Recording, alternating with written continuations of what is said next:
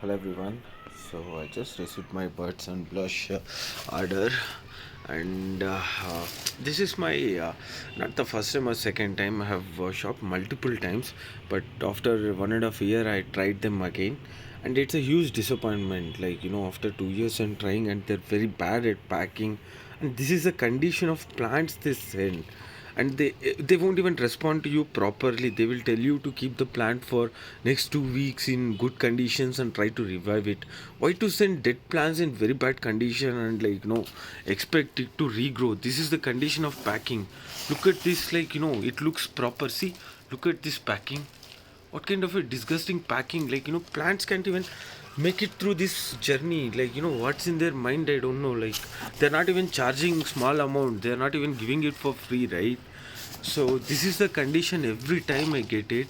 So if you're ordering from Birds and Blush, I think it's better to avoid it. For 2 years I stopped buying from them because of the same reason, and now when I ordered pack, this is the same condition.